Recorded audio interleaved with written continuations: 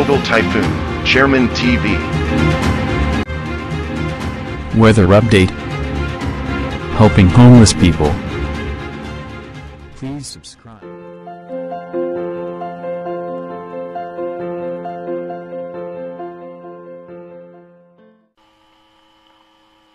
Magandang gabi po. Ito po ang latest update natin para nga po dito sa minomonitor nating low pressure area na nasa labas ng Philippine Area of Responsibility. Ayon po sa Advanced Weather Forecast ng European Center, papasok pa rin po ito ng Philippine Area of Responsibility at stable nga yung kanyang posibleng dadaanan. Dito pa rin po sa may parte ng Sorsogon at lalabas po yan dito sa may Mindoro Provinces at aangat po yan dito sa may parte ng West Philippine Sea. At posible nga po na dito nga sa may parte ng northern portion ng Mindanao, mag-intensify po ito bilang isang tropical depression or mahinang bagyo.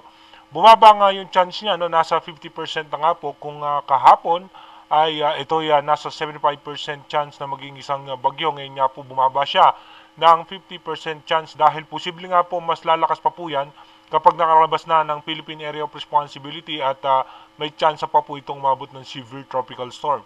Sa ngayon nga po, yung extension ng kaulapan nitong low pressure area ay nakaka-apekto nga po yan sa Dinagat Island, Surigao del Norte and Surigao del Sur. Asahan po natin dyan yung mga isolated rain shower at sa may parte naman ng Metro Manila at ilang bahagi ng Visayas, makakaranas tayo ng mga biglahang pagbuhos ng pagulan. Bunsod po yan ng extension ng kaulapan, itong low pressure area at ng localized thunderstorm.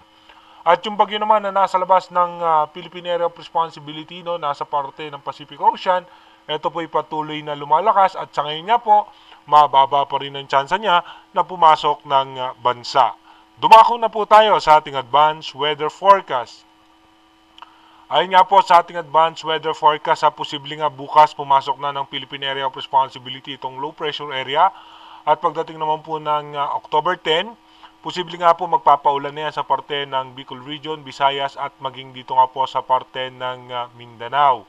Pagdating naman po ng October 11, ito nga po ay nasa eastern section ng Visayas at magpapaulan po yan hanggang dito yan sa parte ng Metro Manila. Asahan po natin dyan yung mga biglaang pagbuhos ng pagulan at posible po tayo makaranas ng mga pagbaha at pagguho ng lupa. At pagdating naman ng October 12, pagpasok nga po niyan, dito ay lalabas po yan sa parte ng, yung pinakasentro niyan dadaan sa coastal water ng Mindoro Provinces at aangat po yan dito sa may parte ng West Philippine Sea. Pagdating po ng October 13, dito nga po possible mag-intensify siya into tropical depression or mahinang bagyo at patuloy nga po magdadala po yan ng mga pagulan dahil nga po posible po rin niya na hatakin yung southwest monsoon. Pagdating naman po ng October 14, ito nga po ay nasa western section na ng Iba Zambales bilang isang tropical depression. At pagdating naman po ng October 15, lalabas na po yan ng Philippine Area of Responsibility at mag-i-intensify po yan, mas lalakas pa po itong posibleng bagyo. At magdudulot po yan ng pagulan sa may parte ng Palawan at western section ng bansa. Kaya iba yung pag-iingat sa ating mga kababayan.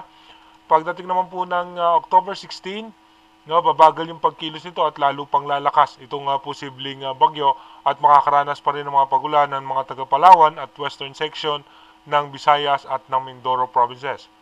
By October 17, mas lalakas pa nga po yan, posibleng tumungo yan dito sa may parte ng China at dahan-dahan na nga pong gagandang lagay ng ating panahon.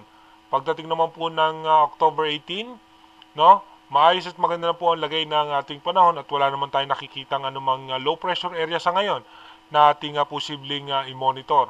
Again, inuulit po natin dahil nga malayo pa po itong posibleng sama ng panahon na ito, marami pa pong posibilidad na magbago. Kung napansin nyo nga po sa ating advanced prediction ng European Center, bumaba po yung chance niya. Dahil nga po kung mapapansin natin, sa ating advanced weather forecast, may mga pagkakataon na bubugso ng malakas yung northeast monsoon na isa sa nagiging dahilan sa pagpigil nga na mag-intensify bilang isang bagyo ang low pressure area. Again, inuulit ko po, ang ating advanced weather forecast is possible scenario pa lamang po yan. Malaki pa rin po ang posibilidad na magbago yan. Kaya manatili tayong tumutok sa ating advanced weather forecast para malaman natin kung ano pa nga ba yung posibleng magiging senaryo nitong posibleng sama ng panahon na makakaapekto sa ating bansa. Mag-iingat po tayo palagi. God bless po sa ating lahat.